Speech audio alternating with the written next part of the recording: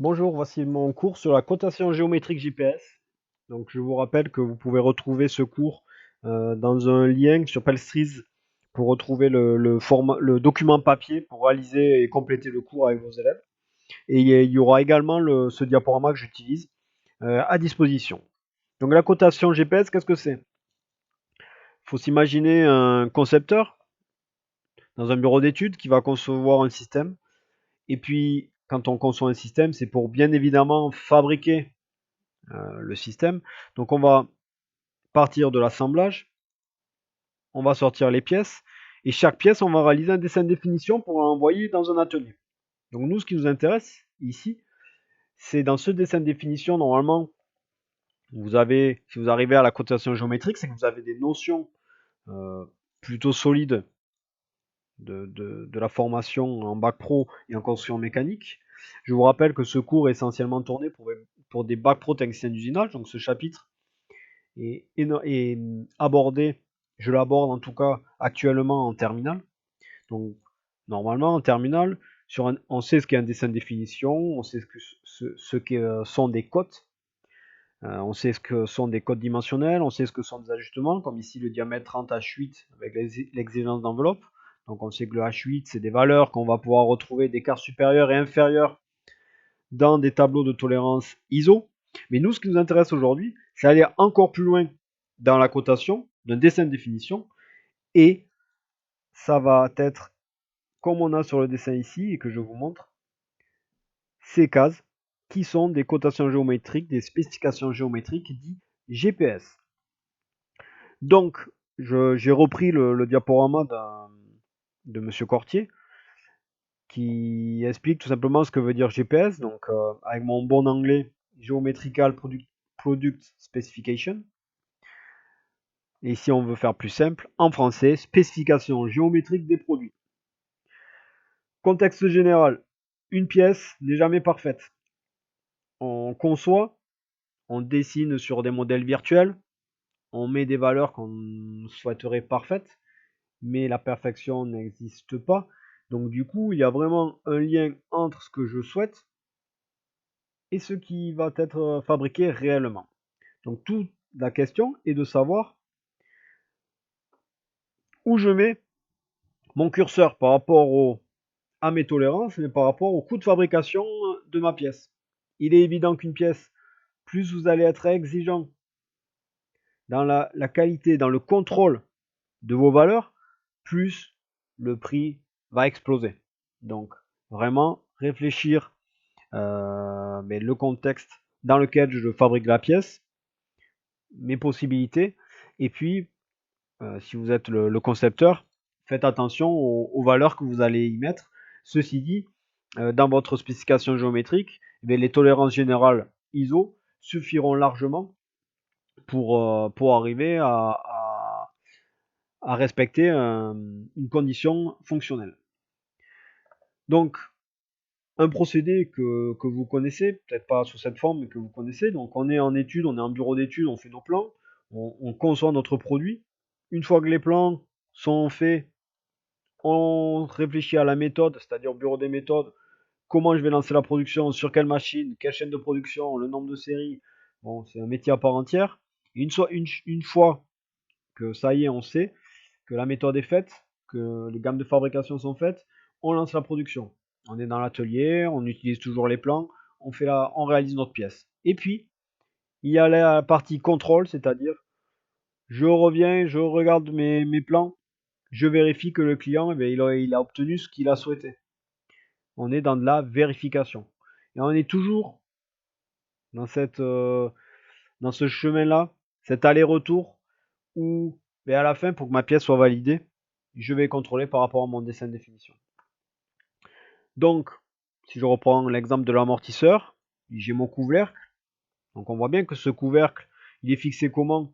Il est fixé à l'aide de six éléments de visserie. Et on va avoir du coup des passages de vis. On voit également là, on a bien l'impression qu'on a un joint plat. Donc je réalise mon dessin de définition. Je mets les éléments de spécification géométrique. Et puis j'ai déjà une réflexion sur, d'accord, mes éléments pour que mon système puisse bien se monter, quelles sont les surfaces qui vont participer à ces contraintes fonctionnelles. Contraintes fonctionnelles, c'est quoi? C'est que quand je vais assembler les deux éléments ensemble, que mes vis elles puissent passer, qu'elles soient bien en face l'une de l'autre, que je puisse monter, que mon joint plat ici, il soit bien plat et que l'étanchéité soit faite. Donc tout ça, ça va entraîner des cotations et notamment des cotations géométriques. Donc ça peut être par exemple ici, j'ai 6 perçages donc ils sont tous distants de 60 degrés avec une certaine une tolérance.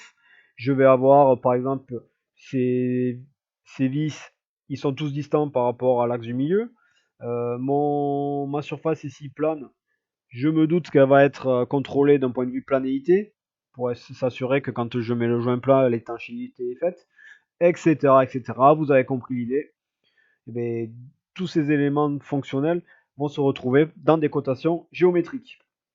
Donc, production, contrôle, petit rappel des éléments de contrôle, des outils que l'on utilise. Un réglé, vous le connaissez, la bonne vieille règle métallique avec une lecture à 0,5 mm. Le pied à coulisses qui sont maintenant numériques, faciles à utiliser et performants. Le micromètre, il en existe également en numérique, où là j'ai une lecture de 0,1 à 0,01 mm, du dixième au centième. Et puis, on va aller un peu plus loin. Là, on est vraiment dans la vérification, le contrôle. Les machines MMT qui vont vous permettre de contrôler à l'aide notamment de programmes. Donc, je reviendrai un peu plus tard sur le fonctionnement de ces MMT. Et puis, la numérisation de nos ateliers, l'usine du futur 2.0, 3.0, vous mettez le nombre de zéros que vous voulez. Mais globalement, tout ça pour dire qu'on a des éléments de plus en plus performants pour contrôler les pièces, de plus en plus faciles à utiliser. Là, c'est un scanner. Ce scanner, il va permettre de scanner votre pièce et par rapport à votre modèle virtuel réel et aux contraintes que vous allez y mettre, va vous donner un peu comme en résistance des matériaux, les zones à revoir et les zones qui respectent les spécifications géométriques. Donc voici rapidement une petite introduction sur les éléments de contrôle. Prenons un exemple simple. Une table. Une table, qu'est-ce que je veux? Je veux qu'elle soit plane. Logique. Donc ici, je peux très bien sur un dessin de définition de mon plateau, dire là, cette surface-là, je veux qu'elle soit plane, et puis je lui mets une qualité, une tolérance. Mais il est évident que cette planéité, elle va être utile que si elle est parallèle par rapport à mon sol. Donc ici, je peux rajouter également un parallélisme de 0,1, donc la qualité, par rapport à une surface A. Donc ici, bon, j'ai simplifié, mais ma surface A, on va dire que c'est le sol. Donc on comprend bien que déjà, pour arriver à cette planéité et à ce parallélisme, étant donné que le plateau c'est une pièce à elle seule, mais il va falloir réfléchir également sur mes pieds, comment ils vont être réalisés, sur la qualité de mes pieds et puis sur la fixation de mes pieds par rapport à mon plateau. Donc déjà, on est dans une réflexion sur ce qu'on appelle des conditions fonctionnelles. Et ces conditions fonctionnelles se traduisent par des cotations géométriques que l'on va utiliser pour la fabrication et qu'on va utiliser pour le contrôle. Petit rappel sur les conventions et les représentations, qui sont peut-être pas forcément des rappels pour certains. On a la ligne d'attache, qui va vous permettre de déterminer qu'est-ce que je suis en train de coter, ou qu'est-ce que je vais contrôler. La première case, c'est le symbole, la deuxième case, c'est la tolérance, et puis je peux avoir une référence. Ici, cette référence, je vais directement coller à mes cases de spécification géométrique. Et on la reconnaît avec le petit triangle là, qui permet de dire attention, ça c'est une référence. Cette surface-là, c'est une surface de référence. Le plus souvent, les références, on les retrouve comme ça. Première case symbole, deuxième case tolérance, troisième case les spécifications. Pardon, erreur de ma part, les références. Donc je peux très bien avoir marqué référence A, et ici un peu plus loin, vous refaites, vous identifiez, vous nommez quelle est la surface A. Donc on retrouve ce petit triangle, et puis une seule case où vous allez mettre la lettre de votre référence. Les spécifications géométriques, une tolérance géométrique, c'est minimum 2 cases. Là, on est dans de la forme. Je veux que cette surface soit plane avec une qualité de 0,08. une tolérance géométrique, c'est maximum 5 cases. Et puis après, vous pouvez avoir les références, comme on l'a vu précédemment, avec la lettre A quelque part, B et C. Ici, la première sera la première référence, la primaire, la deuxième la secondaire et la troisième la tertiaire. L'ordre permet également une hiérarchie d'importance de vos surfaces.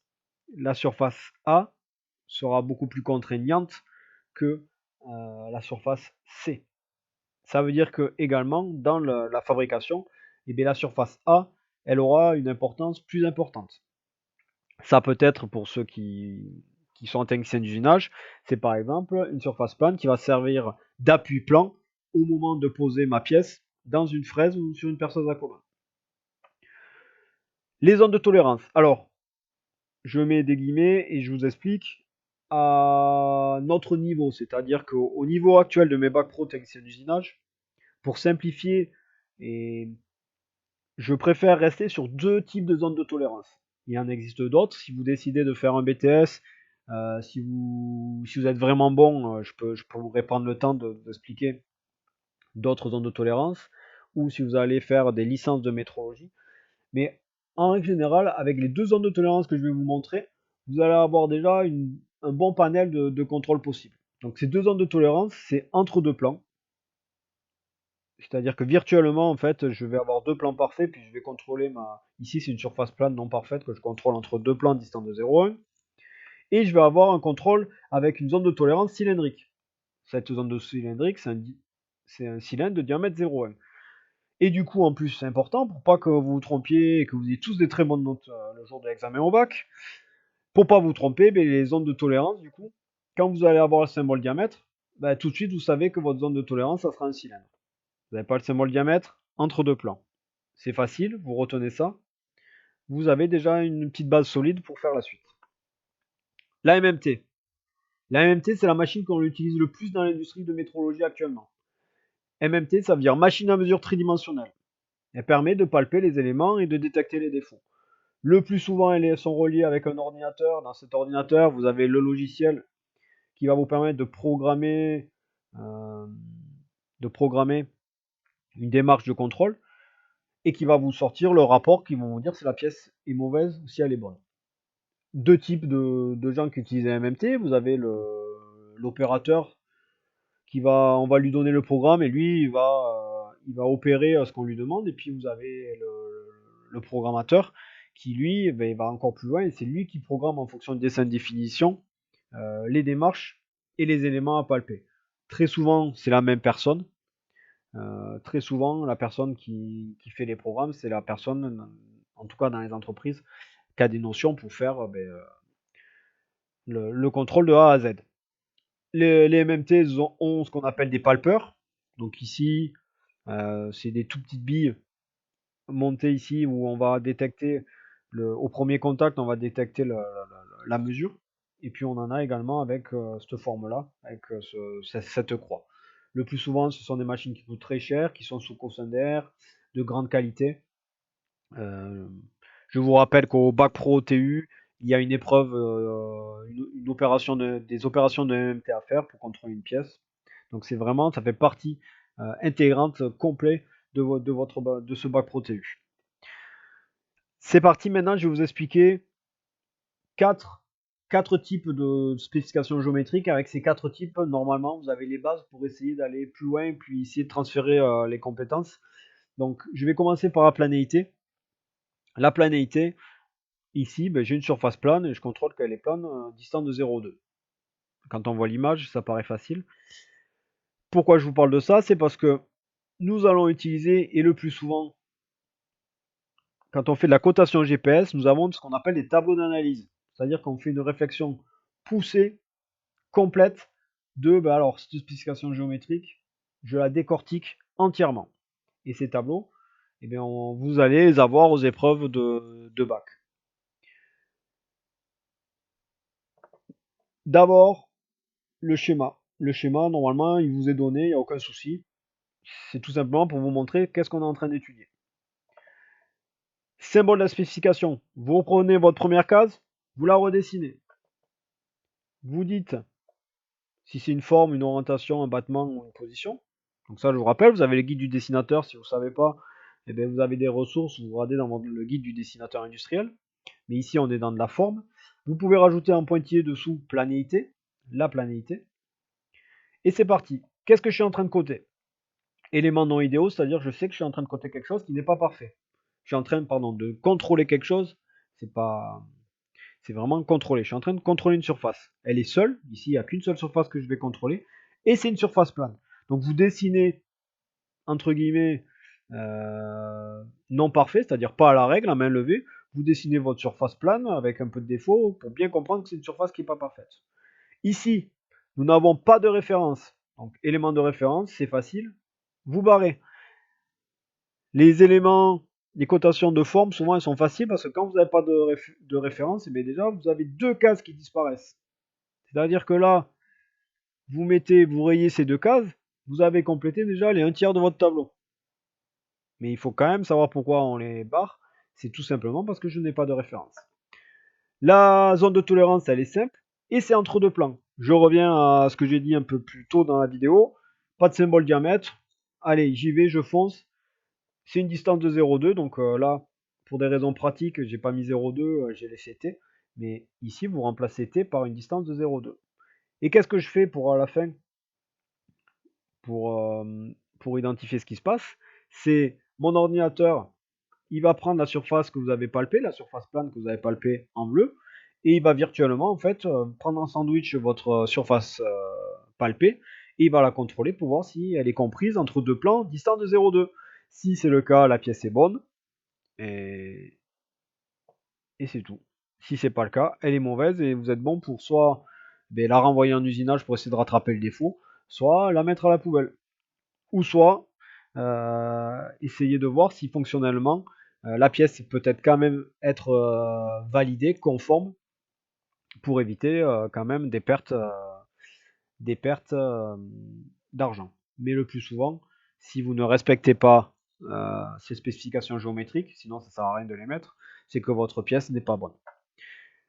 Rectitude d'un axe, important. Quand vous êtes dans une cotation ici géométrique, elle se retrouve en face de la dimension d'un cylindre. Donc ici, si on va plus loin, si le dessin était bien fait, il y aurait marqué par exemple diamètre 10.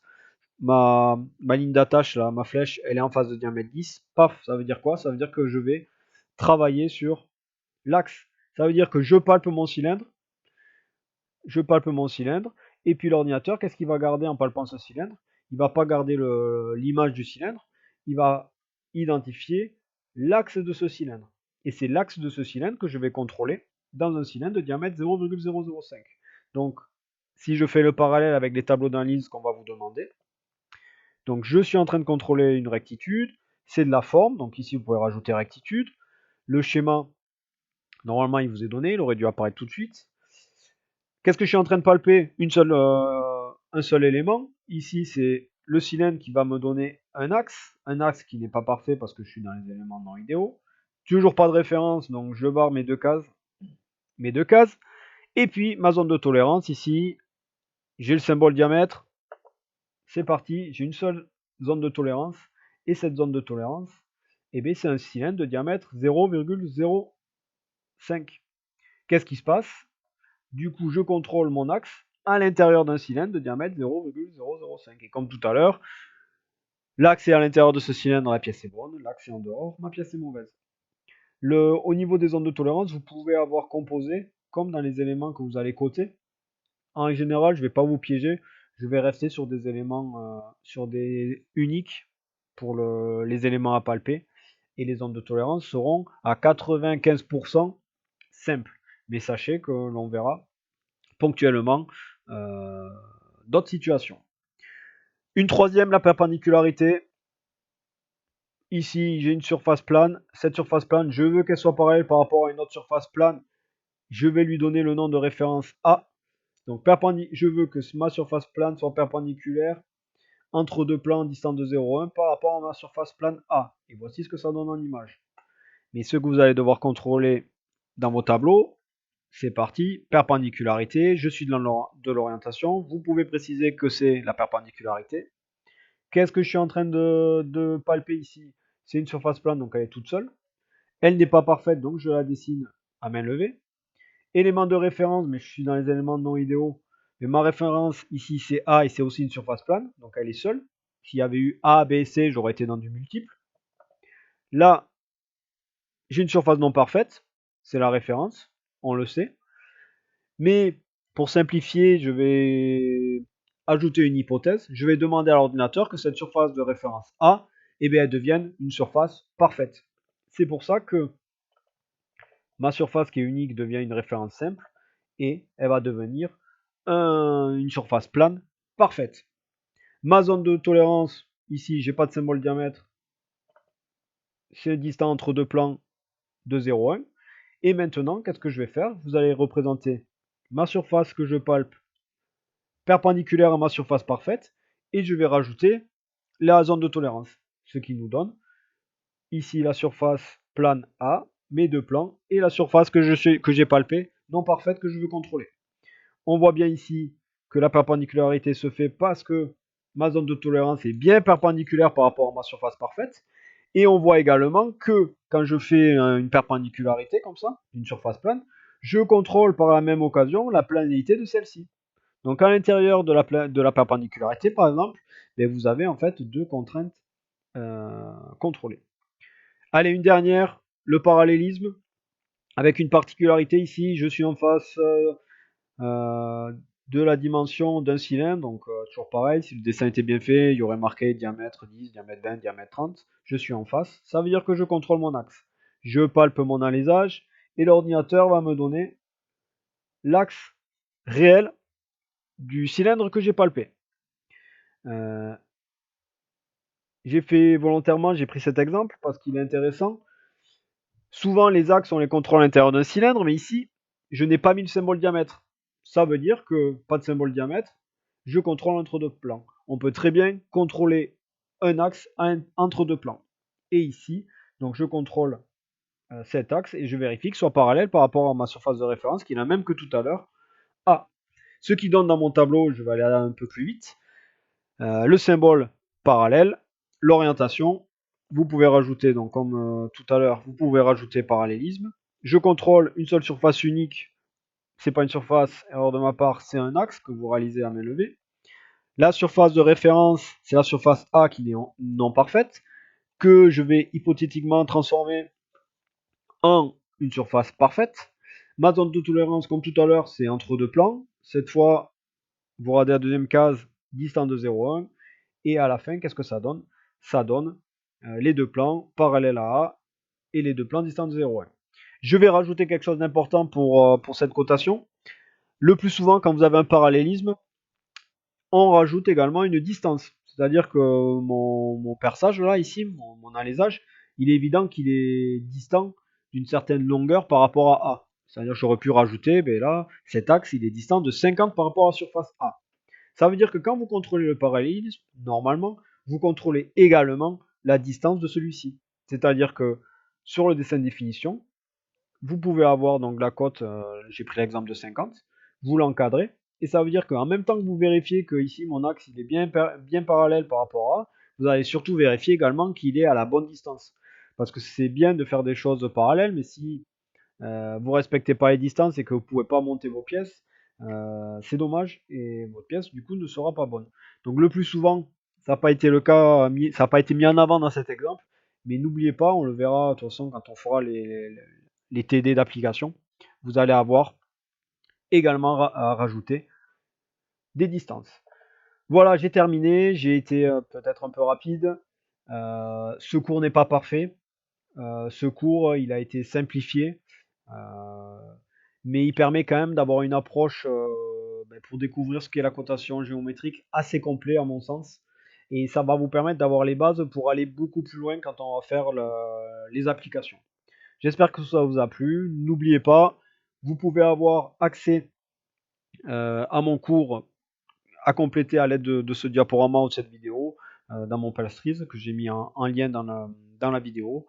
Et voilà, j'ai plus qu'à vous dire à bientôt. Merci.